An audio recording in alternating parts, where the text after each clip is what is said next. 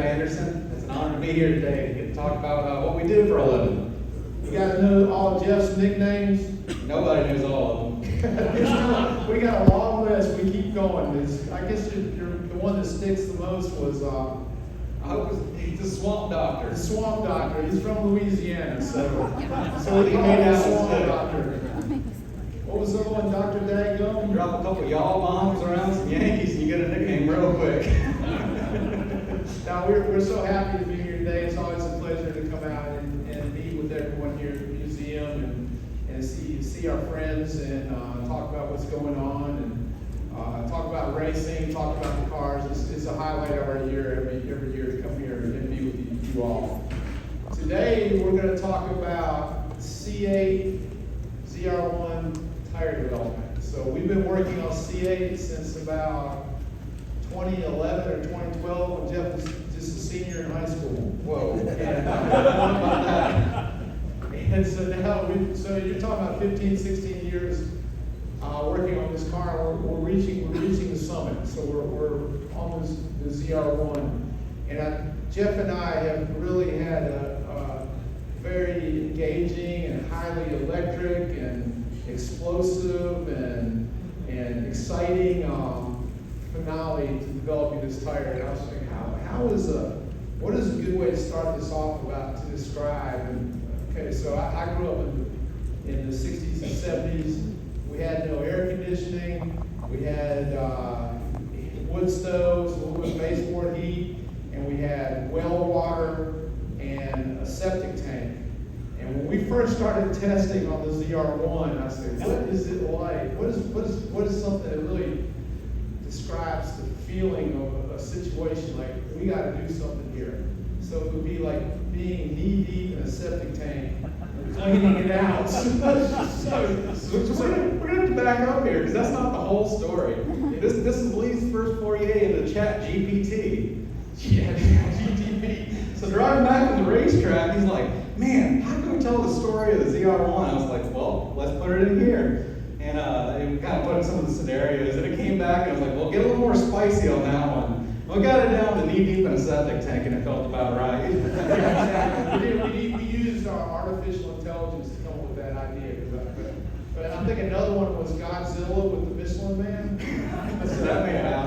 This car is something else. So we just want to share with you guys a little bit of the history of ZR1, which is and I'm very humbled to be standing here with you all at the museum to talk about the history of the ZR1, and we want to put a spin on it and talk about tires over the history, go all the way back to 1970 to where we are today in 2025. So right here, we're going to talk a little bit about all the cars with names, ZR1, not a Corvette. We'll go back, see, round the circle clockwise, and today that's the principal team that we work with, drivers and engineers there, standing with the ZR1 that's been used to set a lot of lap records recently. Right here, the first ZR1, 1970. You guys remember this one? It was quite a car, and 3 years of running. In 1971, they only built 8 of those cars and sold them. You see the stats there. 350 cubic inches, LT1, LS7, 454. That was a real famous number there, the 454. Horsepower, 370, almost 400. A third of what we have today, basically. Curb weight, 3,300, 3,500 pounds. VMAX, 150, which was light speed back in 1970, to go 150 miles an hour. 0 to 60 is 6.4. Again, that was like snapping your finger. Get down there. A mere 0.75 G is lateral acceleration. So you're not talking about going around a corner really hard and fast there. You have to have the race version modified to get up close to 1 G. And the tire size, F7015. Sounds like some kind of that other car company. It sounds like a truck, but F7015. Basically, it says it had about a 70 series aspect ratio and a 15-inch rim. We use our screen here.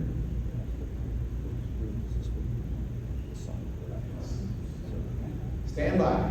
So Jeff, you never even knew tires were called F7015. No, that was the first time I've actually ever seen that. So I'm going to translate that into today's, what that tire would be today.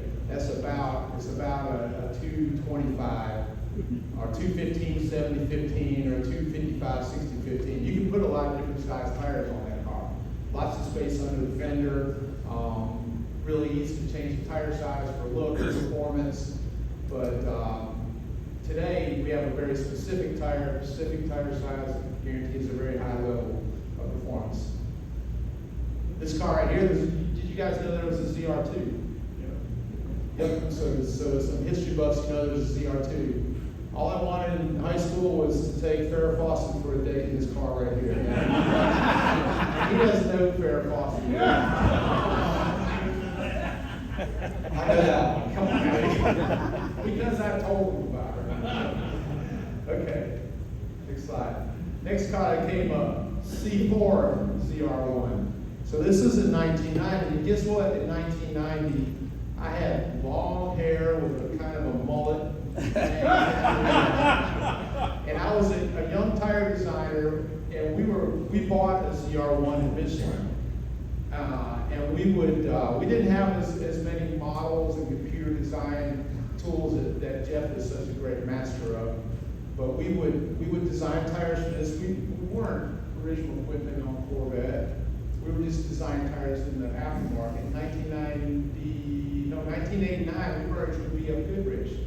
BF Goodrich in North America was a very motorsports-centric tire company. They had tires in the 24 Hours of Le Mans. They made race tires for IMSA in different areas. So we started to make the R1, which is a SCCA club racing tire.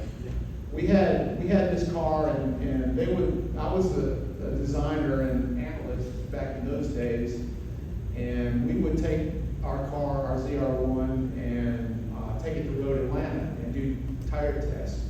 So we had some BF Goodrich R1s, which were oversized for this car.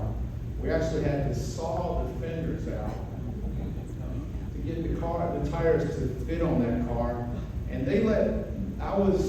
we were very hands-on and integrated. You know, we go to the track as math nerds, physics nerds, chemistry nerds. We experienced the cars. And so my most famous, I'll let you in a little story that many of you don't know, but I had our 92 ZR1 backwards across the finish line at Road Atlanta down turn 12 at 100 miles an hour in front of both of my bosses. So all they heard was me locking the brakes and putting the clutch in and going backwards across the finish line.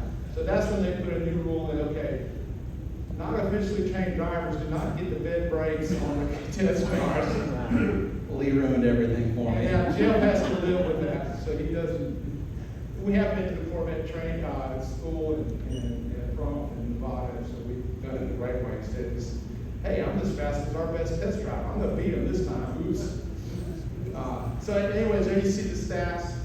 Get over 400 horsepower, curb weight, 3,500 pounds, speed. Now we're at 180. And look there, max hour acceleration, 9/10 of a G, so that's really small. And at this time, in the late 80s, 90s, when I was just starting to design a lot of tires, I had this idea of 0.9. We want 100. We want 1 G, you know. And it's not just the tire. It's the combined package, the tire and the car. So all the ingenuity, innovation of General Motors plus combined with Michelin, that we started to push that max acceleration. There you see the tire size there, 17s and 18s. Okay, next slide. But I think even more than that, this was the first car that really started pushing the widths. And you start seeing a modern tire on a sports car. You start seeing those performances come in. That was an enormous tire for that time. It was. At that time, it was like, holy cow, 17 and 18 inches. When you press that button, does it turn? I should touch that button. Yeah. I think we're still working through some technical stuff. Okay. Here we go. But yeah, you gotta put that spare tire in the back trunk and strap it down. Okay, so now we go to the C6. And this is where Tom and I do a lot of work, Jim Merrill, where we really got into working with Corvette and into the team of Corvette with a competitive contest as he is to design the tire for the C6 ZR1. And here we see, now we're at LS9, 640 horsepower, curb weight still about the same as C4, over 200 miles an hour VMAX, max lap, baby, we're over 1G. You know, we blew through that 1G in 1.07, that's with PSS, so that's not like a cup tire, that's a treaded tire. And even bigger tires, again, 19 to 20, so you see that trend in OD as well as width, and I think that's going to keep going. C7, this was a great, and Jeff started helping a lot with the C7 when he got out of his PhD program and came in to work with Michelin. Now we're 1 year only, 2019, almost 3,000 vehicles made, 755 horsepower. Again, max lateral acceleration, 1.18 Gs. Now that's with the Pilot Sport Cup 2 tire, so that's like incredible. I'm really smiling every time I see a skid pad test. I said, I started working with this company, we're about 0.85 Gs, 0.9 Gs, and now we're almost 1.2. Okay.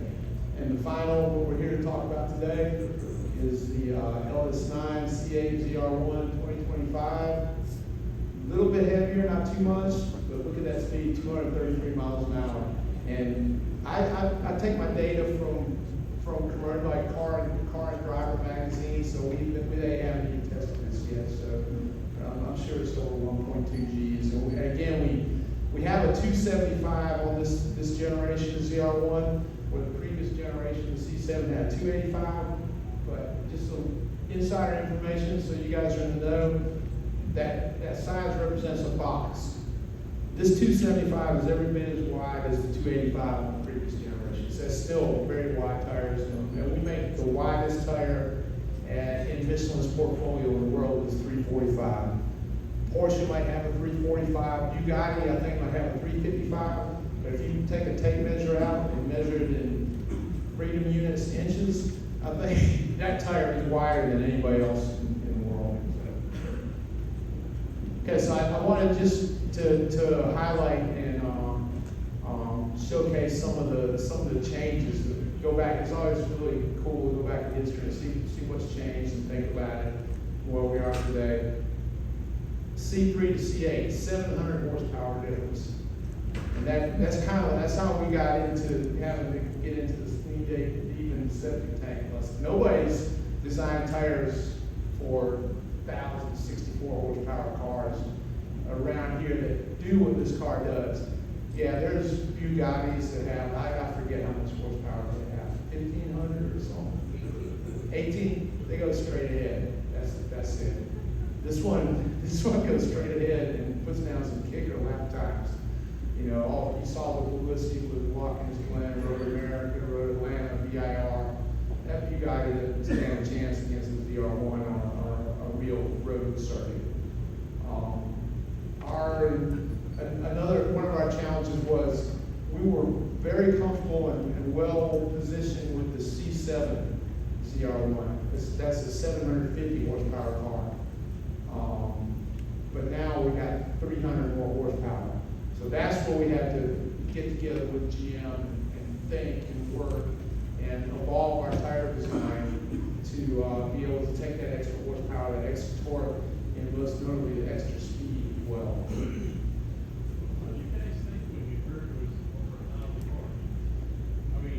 Everybody was surprised. GM, this guy, if you listen to the tabs, the objective was, sky's the limit.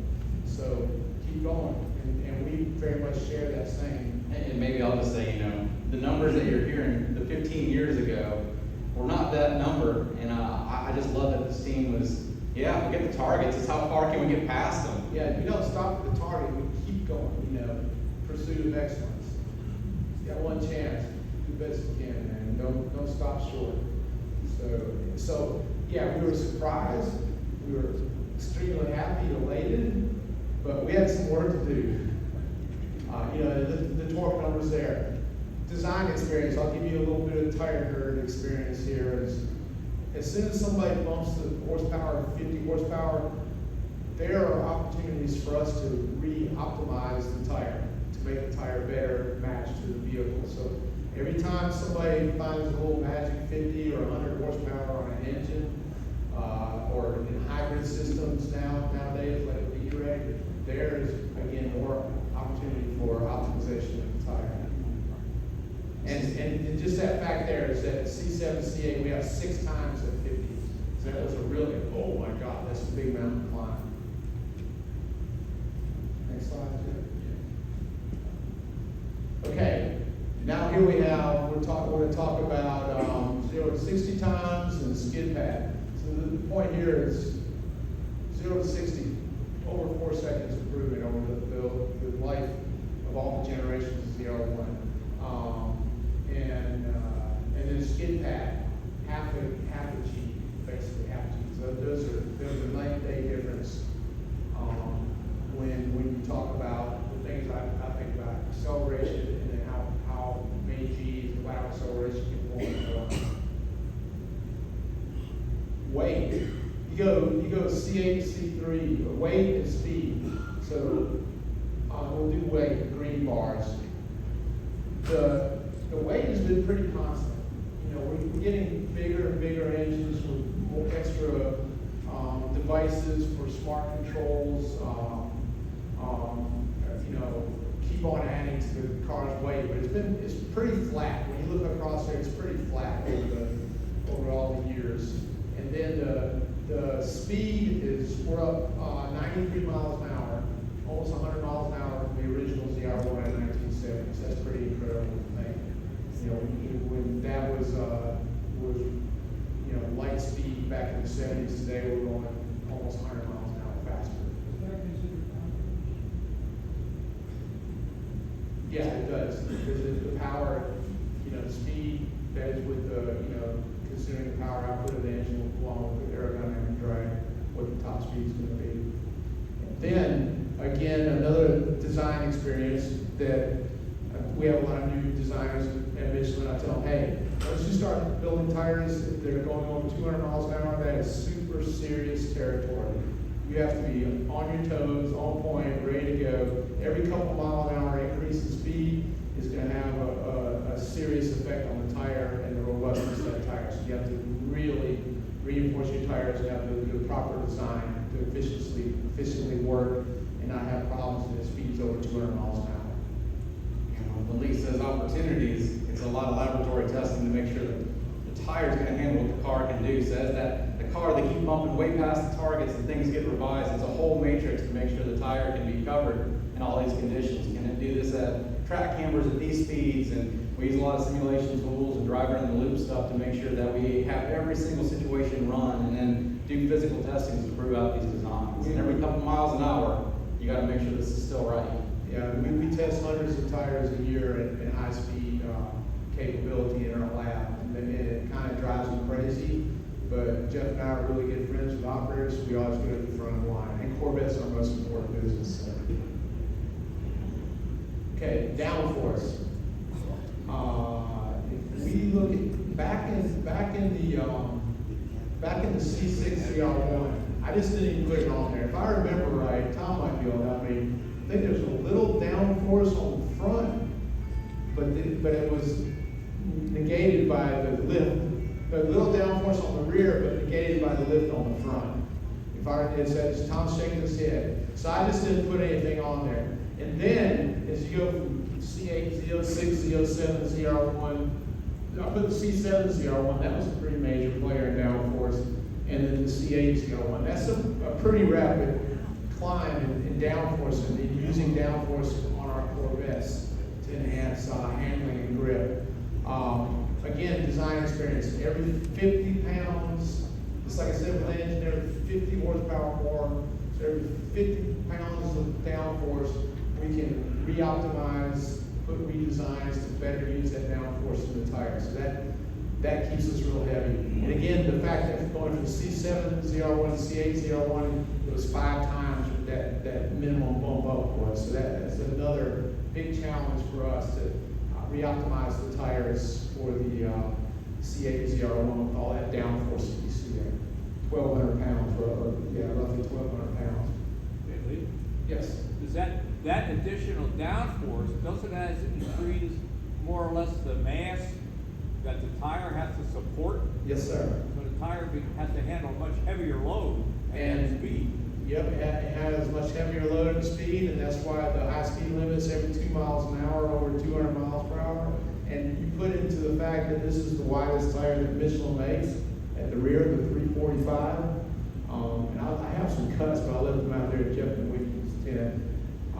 A little bit of 1 degree of camber puts a lot of extra load on that inside shoulder.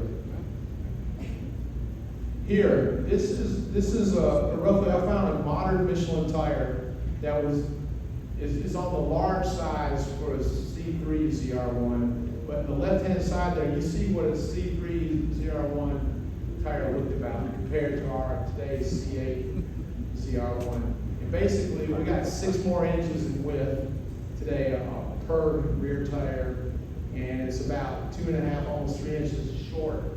So short and wide. And what does that do? Huge advantage for lateral grip. The advantage comes with a significant improvement in transmission forces and torque, which is really important for braking on enter and acceleration out of the corner.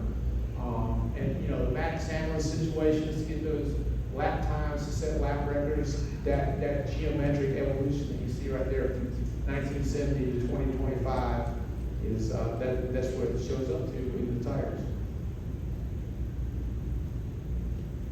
Okay, so the challenges: power, torque, mass, loading. Good point about the aero loading. Speed and overall performances of the C8 ZR1 compared to the C8 Z06 were huge. It's a Mount Everest climb. And we were operating under the guidelines or constraints that the tire that we're going to develop for the Z06 would also go onto the ZR1, which it gave me a little bit of like, okay, maybe we can get like 850 horsepower, maybe it'll be 1,000 pounds of downforce. We were operating, we walked into this fight, we thought we had what was going on, but then go back to that paradigm. The sky's the limit. The engine builders at Corvette, the chassis designers at Corvette, the aero people at Corvette, the sky's the limit. So we walked in and we're up for that same challenge, but we found, like, holy cow, that's, we want to make the same tire, and what we ended up finding out is we needed to make some improvements to our tire because of aero downforce, power, top speed. So we had to redesign the tire on the Z06. Not only we had to redesign the tire on the Z06, which also goes on the E-Ray, and we had to make it work on the ZR1. So we had to keep in mind those 2 other platforms, the E-Ray, all-wheel drive car, and the Z06, 670 horsepower, and make one tire that went across all those fitments. The good news is that all those cars will get improvements now. If you have an E-Ray, if you have a Z06, because the ZR1 tires, that's the king of the hill, so we're going to make one tire that goes on the ZR1, and it will filter down all those performance advantages to the other 2 cars in that lineup. So that was one of the benefits for you guys. Here, this is a picture off a spy photo from the Nürburgring last year. And I don't know who's driving that, Aaron Lane, Brian Walls, or somebody, but they're trying to rip that tire off the wheel. You don't see this too much on the way the race car, the chassis and downforce. You don't see this, but almost they're pulling so many G's going through this corner that it's basically the rim is almost touching the ground. So you can imagine the power, the torque, the speed, the dynamic cambers, the whole situation is just a really painful situation on our rubber steel Kevlar airman fiber complex composite that we have there that generates the grip. Got to make sure your sidewall generates grip, otherwise it's not good. That's right. Okay, so again, we had a moving target, which we embraced that. We love the challenge. And the fact that the power went so high, the torque went so high, the speed went so high, that made us have to improve the tires somewhat. Some of the things, specific things I want to point out is, you guys know the cap ply. That's a circumferential ply above the two cross steel belts. We had to double the strength of the cap ply. We now have the strongest inside shoulder cap ply, way stronger, 25% stronger than the guided tires that go 290 miles an hour. So we have more strength in our ZR1 tire, which leaves the 06 E-Ray tire now too, than any other tire made in the world. Carcass strength. You saw the picture of the tire bent over. 30% more carcass strength in these tires in the rear. New mold shapes. And all these improvements will also go into the LT60, 6007s, and LT2 power E-Rays. And they're mixable, so you can mix them. So that was a real trick to pull off. Their mixability is important commercially. That way you guys don't have to buy a whole new set of tires if you get one tire that needs to be changed. And also, another point here, you'll see on some of our tires, we always talk about Michelin total performance. So that's comfort, ride, noise, wear, wet, dry, handling, road resistance, max. There's a whole list of things that we re-optimize and rebalance out between the tire designs. And there's improvements in those from the ZR1 that we brought down the line. So Lee asked me to put together some stuff to kind of show off what the ZR1 can do. I think GM nailed it with these lap records. It's pretty amazing to see what this car is doing. And the one that was super compelling to me was Road Atlanta. That car just dominated. And the times we were able to achieve were not just like record lap setting at that track, just shattering other cars in that category by a lot. Almost 7 seconds off the Z06 going to the ZR1. It's just unbelievable. And then this is what really just blew my mind. This was the qualifying time from Road Atlanta from the Z06 GT race car. And we're closer to the race car than we are the Z06 with that ZR1. Just an unbelievable machine, and just the paradigm that you're running this in is just unreal. Should we talk about the expressions on the driver's faces the first time they got the ZR1? Yeah. You know, not even in full horsepower. I think it was Geriatric Park. You're under the cafeteria table, and there's a Tyrannosaurus Rex out there looking at the guys, you know, Brian Wallace, Aaron Lake, to see how wide their eyes were, and to see the guys.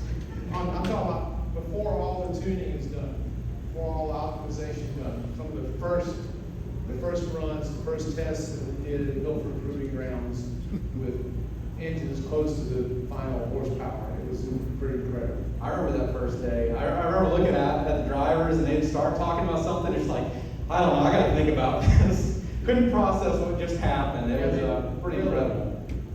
They did not know what to say. They were speechless. Yeah, right? They come out of the car. And just as a passenger, when I got lucky enough to ride in one of these cars, and I've never had that experience where it's like, oh my God, I can't even control my hands. I got to grab something. But I got it in this car. So it's unbelievable. I'm a data guy, so I love going to some of this stuff. And I threw the Z06 versus ZR1 comparison, and boy, the speed stuff is just crazy. But it's not only the top speed areas. If you look at all these low speed stuff, these are all the corner apexes. And you're seeing exactly what all that downforce is doing. It's keeping that car planted. And so over the whole lap, you're just getting so much time on this. It's incredible. And how much more energy is going into everything on the car that it's got to be managed well. I tried to put it in terms of energy. So you think of the old equals MC squared, a form of kinetic energy is 1/2 mv squared. And when you do that over the same lap, you hit this spot on the track where you're 50% more energy going into the tire than the Z06. So that's the thing Lee's talking about. We have to manage that well and make sure that this thing can handle it and be able to survive, and not only survive, but excel in that environment. So a really key point to what makes this tire grip so well at these incredible forces of speed is the run flat aspect of these tires. This tire is bent over in this corner of Nürburgring somewhere, an extremely stressful situation. The fact that your tires are run flat, which also helps you in a very, you don't have flat tires a lot. Well, these tires are wide, they're pretty sticky, so they pick everything up on the road. So you probably have a little bit higher percentage of flats than on a normal size SUV or a sedan tire.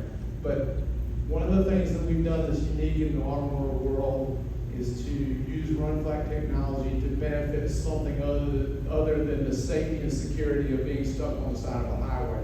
And what we've done is use all the reinforcements to make sure the tires, the tread band of the tire stays in a really good position to provide the best grip, and we transfer all the lateral force, braking torques and acceleration torques through the wheel to the road as efficiently as possible. So it's an efficiency increase for a tire in a handling or max handling situation. So that's where Corvette shines against other sports cars when they go out for lap records, is the use of the run flat technology.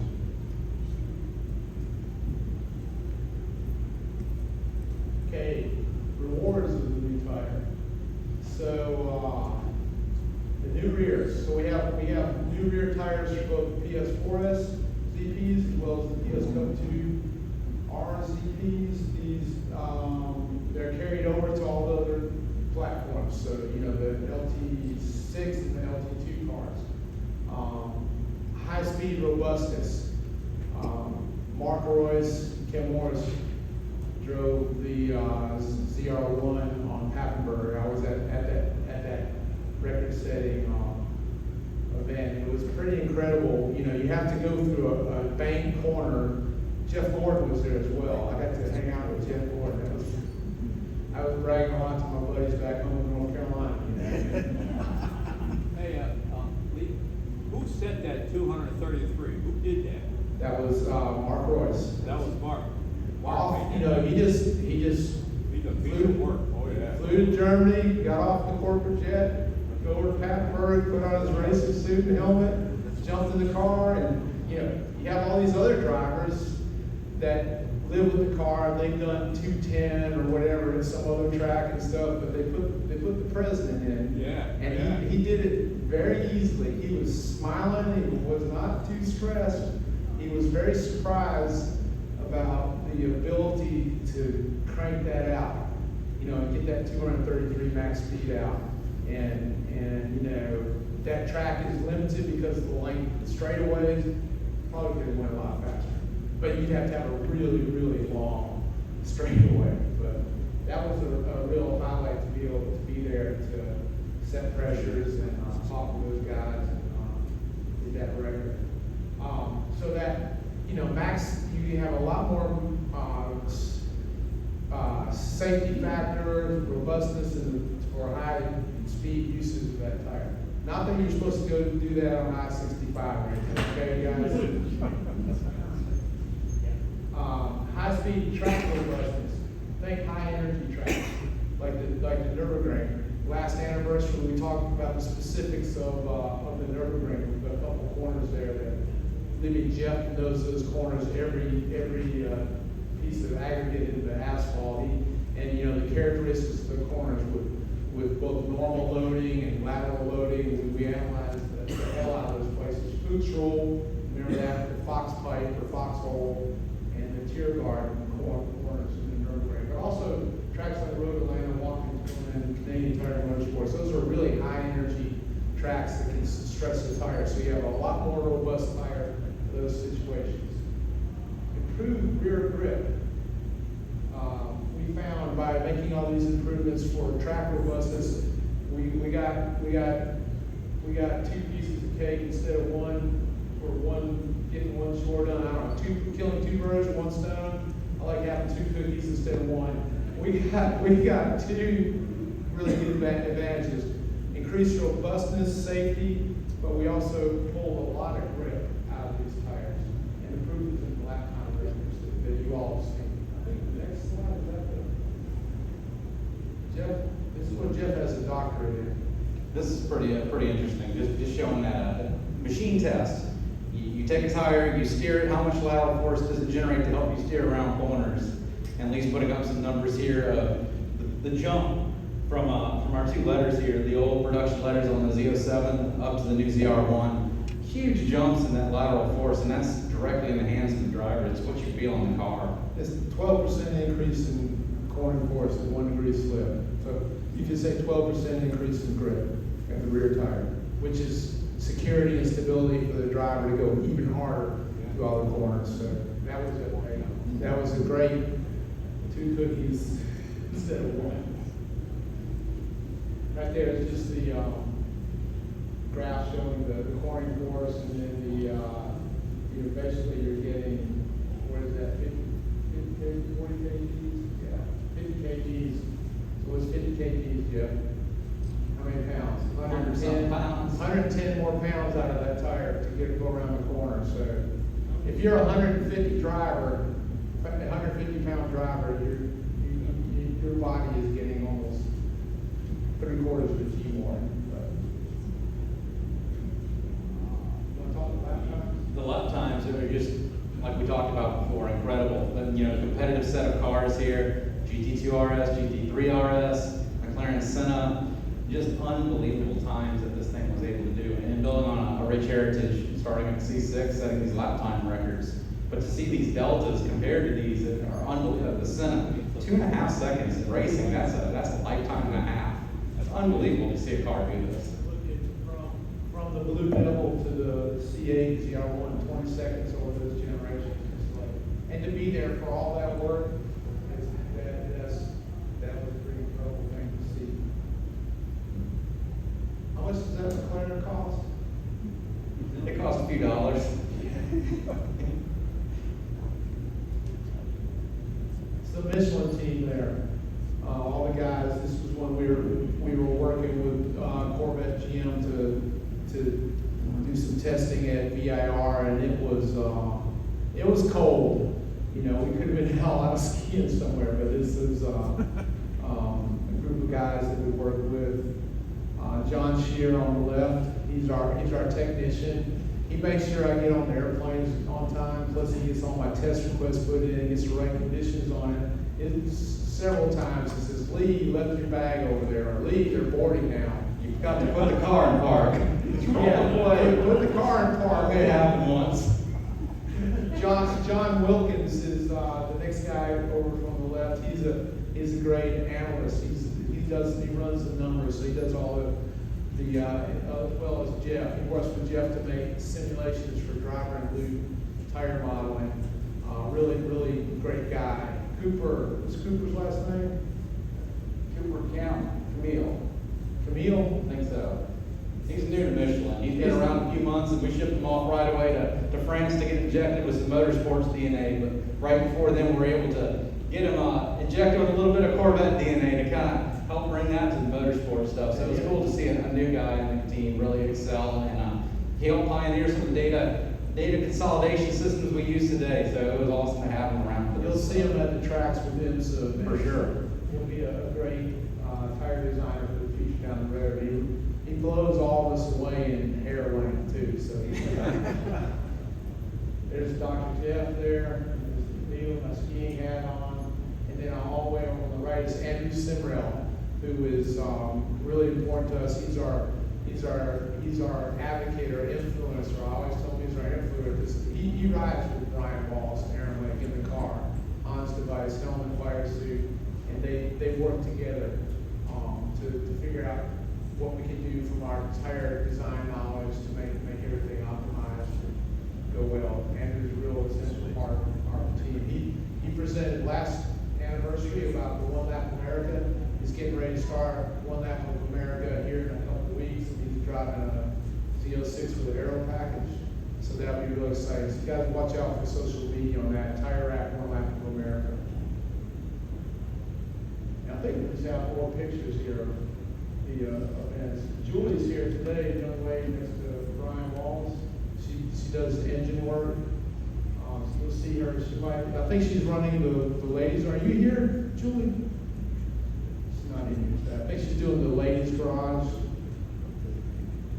She made a lot of that horsepower happen, didn't she? For sure. Pushing the industry. Right there is Michelin Road Atlanta, great shot with the red record-setting car. And that's, you can see, you put it back, Jeff. Yeah. And so basically, I went a little bit too hard right there.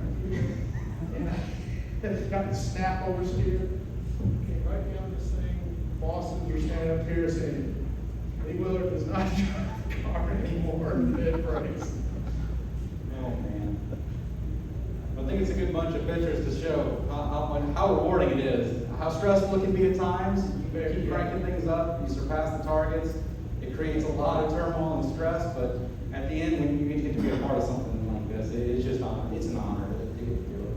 And we've had a blast. I think there's still some more pictures there. Let's keep on trucking. You know, there's a big team that it takes to do these things. That's a great shot. Two ZR1s out there, Road Atlanta.